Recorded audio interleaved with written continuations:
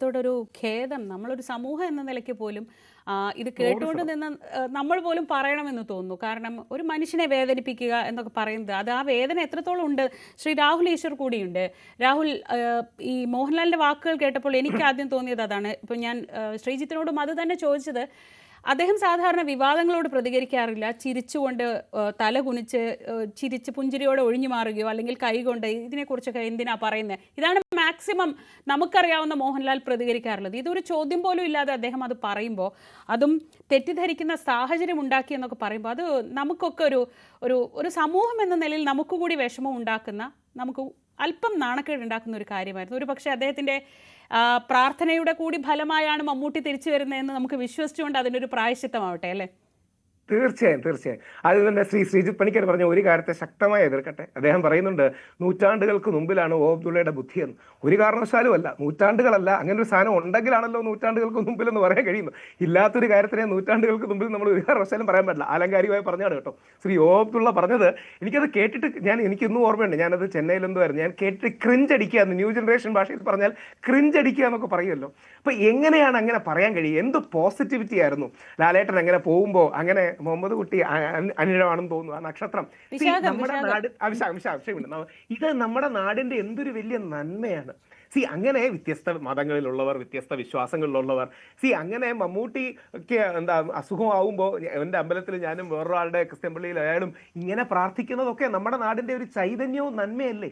ഇതൊന്നും മനസ്സിലാക്കാതെ തോപ ചെയ്യണം എന്നൊക്കെ പറയുന്നത്, എനിക്ക് അത് കേട്ടതിൻ്റെ ദേഷ്യം ഇതുവരെ മാറിയിട്ടില്ല. അതുകൊണ്ടാണ് ഞാൻ ശ്രീജിത്ത് പറഞ്ഞതിനോട് അങ്ങനെ പറഞ്ഞത്.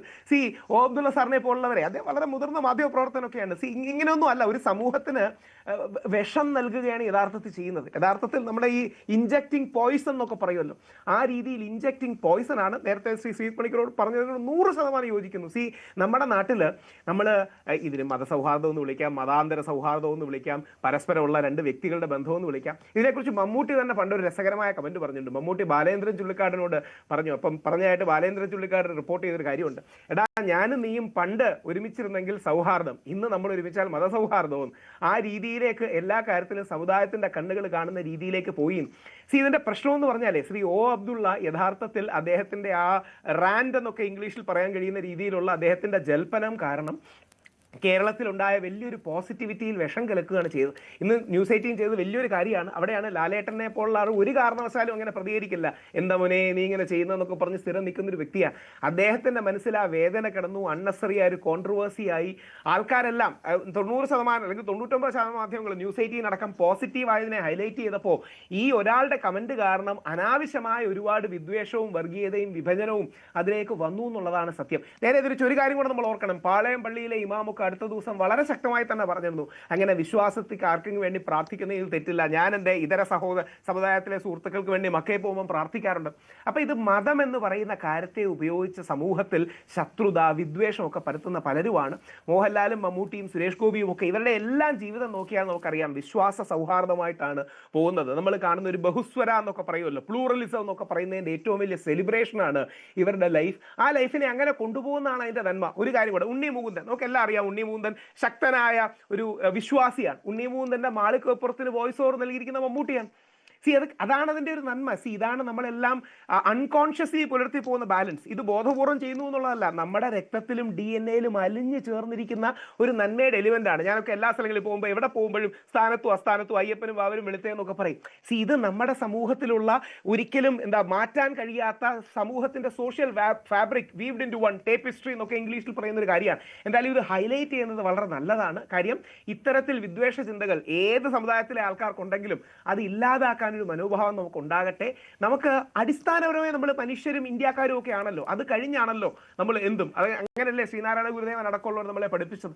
മതം ഏതായാലും മനുഷ്യൻ നന്നായാൽ മതി എന്ന് പറയുന്ന, അങ്ങനെ മനുഷ്യനെ നന്നാക്കുന്നതിനാണ് അമ്പലവും പള്ളിയും അല്ലെങ്കിൽ മോസ്കും ചർച്ചും ടെമ്പിളും എല്ലാം എന്ന തിരിച്ചറിവിലേക്ക് നമുക്ക് വരാനും അത്തരം കാര്യങ്ങൾ തെറ്റാണെന്ന് ഒരു കാര്യം കൂടെ നമ്മൾ സന്തോഷത്തോടെ ഓർക്കണം. 99% മലയാളികളും, അത് ഹിന്ദു ആണെങ്കിലും മുസ്ലിം ആണെങ്കിലും ക്രിസ്ത്യാനി ആണെങ്കിലും കമ്മ്യൂണിസ്റ്റ് ആണെങ്കിലും കോൺഗ്രസ് ആണെങ്കിലും BJP ആണെങ്കിലും ഒരേ സ്വരത്തിൽ ഈ വിഭജനത്തിന് മതത്തിന്റെയും വിദ്വേഷത്തിന്റെയും വർഗീയതയുടെയും ഒ അബ്ദുള്ള സാർ പറഞ്ഞതിന്റെ ആ ലൈൻ തള്ളിക്കളയുകയും അദ്ദേഹത്തിനെ പല ആൾക്കാരും, പല മുസ്ലിം ചെറുപ്പക്കാരും അവരുടെ ഫേസ്ബുക്കിൽ മറ്റേ വിക്കി കൗശലിന്റെ തോബ തോബ പാട്ടൊക്കെ എടുത്തിടുകയുണ്ടായി, ഈ തോബ മതിയോ എന്ന് പറഞ്ഞു.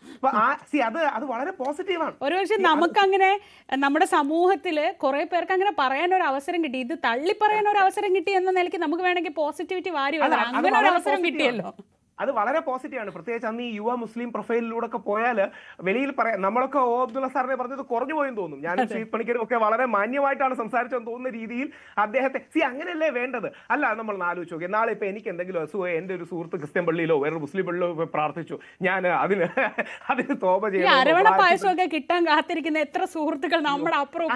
അങ്ങനെ മലപ്പുറത്ത് ഒരു കമന്ററി ഉണ്ടായിരുന്നു, അതായത് മലപ്പുറത്ത് ഒരു ഫുട്ബോൾ സെവൻസ് കിടക്കുന്നതിനിടയിൽ ഒരു കമന്ററി ഉണ്ടായിരുന്നു, അങ്ങനെ അരവണ പായസം കാത്തിരിക്കുന്ന മുസൽമാന്റെയും. നമ്മൾ ഇങ്ങനെയല്ലേ ജീവിച്ചത്, നമ്മളെല്ലാം സ്കൂളിൽ പഠിച്ചപ്പോൾ അങ്ങനെയൊക്കെയല്ലേ. ഇപ്പം ക്രിസ്മസ് കേക്ക് വന്നാൽ നമുക്ക് വലിയ താല്പര്യത്തോടെ കഴിക്കുന്ന, നമ്മളിപ്പോൾ ക്രിസ്മസ് കേക്ക് ഇങ്ങനത്തെ ഉള്ള ഒരു എക്സ്ട്രീം ലൈനുള്ളവരുണ്ട് കേട്ടോ. ഹാപ്പി ക്രിസ്മസ് എന്ന് പറയരുത് എന്ന് പറയുന്ന തീവ്ര ഇസ്ലാമിസ്റ്റുകൾ വരെയുണ്ട്. അതായത് ഹാപ്പി ക്രിസ്മസ് എന്ന് പറഞ്ഞാൽ അത് പാപമാണ്. എല്ലാത്തിലും ഉണ്ട്.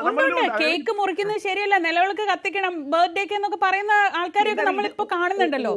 അല്ല, ഓവർ ആക്കുന്നതിന്റെ ഈ ഓവർ ആക്കുമ്പോഴേ ശരിക്കും വിശ്വാസ ഭാഗത്ത് നിൽക്കുന്ന എന്നെ പോലുള്ളവർക്ക് പോലും നാണക്കേടും ക്രിഞ്ചും അടിക്കും. ശരി, നിങ്ങൾ രണ്ടുപേരും ഒരേ വികാരം തന്നെ പങ്കുവെക്കുന്നത്. ഇനി എനിക്ക് അറിയാനുള്ളത് മോഹൻലാൽ ഫാൻസിന്റെ ശ്രീ രാജീവ് നമ്മളോടൊപ്പം ഉണ്ട്, ഒപ്പം മമ്മൂട്ടി ഫാൻസിന്റെ പ്രതിനിധിയായി ശ്രീ ഭാസ്കറും ഉണ്ട്. ആദ്യം അദ്ദേഹം രാജീവ് ലൈനിൽ തുടരുന്നുണ്ട്. ഒരു മിനിറ്റ്, ഞാൻ മമ്മൂട്ടി ഫാൻസിനോട് കൂടി ചോദിക്കട്ടെ. ഈ ഒരു സമയത്ത് അവർ ഏറ്റവും സന്തോഷിക്കുന്ന ഒരു സമയമാണ്. ശ്രീ ഭാസ്കർ, ഇന്നിപ്പോൾ ന്യൂസ് 8 നൽകിയ അഭിമുഖത്തിൽ ശ്രീ മോഹൻലാൽ അദ്ദേഹത്തിന് ഉള്ളിൽ ആ എത്രത്തോളം ആഴത്തിലൊരു മുറിവുണ്ടായി എന്ന് അദ്ദേഹത്തിൻ്റെ വാക്കുകളിൽ നിന്ന് നമുക്ക് വ്യക്തമാണ്. അദ്ദേഹത്തിൻ്റെ കൂടി പ്രാർത്ഥന കൊണ്ട് തന്നെയാണ് മമ്മൂട്ടിയുടെ അസുഖം മാറിയതെന്ന് വിശ്വസിക്കാനാണ് നമുക്കൊക്കെ ഇഷ്ടം. മരുന്ന്, മെഡിസിൻ അല്ലെങ്കിൽ വൈദ്യശാസ്ത്രം എത്രത്തോളം പുരോഗമിച്ചു എന്നതുകൊണ്ടൊക്കെ ആണെങ്കിൽ പോലും നമുക്ക് ഓരോരുത്തർക്കും ഇഷ്ടം നമ്മുടെ കൂടി പ്രാർത്ഥനയുടെ ഒരു അംശം ആ തിരിച്ചുവരവിൽ ഉണ്ട് എന്നതാണ്. ഈ മോഹൻലാലിൻ്റെ വാക്കുകളോട് നിങ്ങളെ പോലെയുള്ള മമ്മൂട്ടിയെ സ്നേഹിക്കുന്നവരെങ്ങനെയാണ് പ്രതികരിക്കുന്നത്? തീർച്ചയായും നല്ല പ്രതികരണമാണ്. കാരണം അവർ രണ്ടുപേരും എപ്പോഴും സുഹൃത്തുക്കളാണ്. നമുക്ക് മമ്മൂക്ക, മോഹൻലാൽ എന്ന് രണ്ടുപേര് പ്രധാനമായും മലയാള സിനിമയിൽ. അദ്ദേഹം മമ്മൂക്കയ്ക്ക് വേണ്ടി പ്രാർത്ഥിക്കുന്നു, മമ്മൂക്കയോടൊപ്പം അഭിനയിക്കുന്നു. അവർ നല്ല സുഹൃത്തുക്കളാണ്, മനസ്സിലുള്ള കാര്യം തുറന്നു പറയുന്നു. അങ്ങനെ അവരെപ്പോഴും നല്ല സുഹൃത്തുക്കളാണ്. ഞങ്ങൾക്കത് വളരെ സന്തോഷമേ ഉള്ളൂ. പിന്നെ നമ്മളെ മമ്മൂക്ക തിരിച്ചു വരുന്ന കാര്യം, ഇതിൽ പല സന്തോഷം വേറെ ഒന്നുമില്ല. 5-6 മാസമായി മമ്മൂക്ക ഇല്ലാത്ത മലയാള സിനിമാ ലോകം ചിന്തിക്കാൻ കൂടി വയ്യ. അങ്ങനെയുള്ള ഒരു സമയത്ത് മമ്മൂക്ക വരുന്നു എന്നും അദ്ദേഹത്തിന്റെ ടെസ്റ്റ് ഒക്കെ വിജയിച്ചു എന്നും ആൻഡോ ചേട്ടൻ ഇങ്ങനെ ഒരു പോസ്റ്റ് ഇട്ട ശേഷമുള്ള മെനിഞ്ഞാന്നത്തെ FB അക്കൗണ്ട് കംപ്ലീറ്റ് മമ്മൂക്ക നിറഞ്ഞു നിൽക്കുകയാണ്. ഞങ്ങൾ സന്തോഷിക്കുകയാണ്. എപ്പോഴാണ് ഇദ്ദേഹം മമ്മൂക്ക വന്ന് ആ സന്തോഷത്തിനിടയിലാണ് മോഹൻലാൽ ഇങ്ങനെ ഒരു വേദന പറയുന്നത്. അപ്പൊ ആ വേദന നമ്മളാണ് മാറ്റി കൊടുക്കേണ്ടത് അല്ലേ? നമ്മൾ മലയാളികൾ എന്നുള്ള നിലയ്ക്ക് നമ്മുടെ ഉത്തരവാദിത്തമാണത്. സംശയമേ വേണ്ട, യാതൊരു സംശയം വേണ്ട. താങ്കൾ പറഞ്ഞത് ശരിയാണ്. യാതൊരു സംശയം വേണ്ട. നമുക്ക്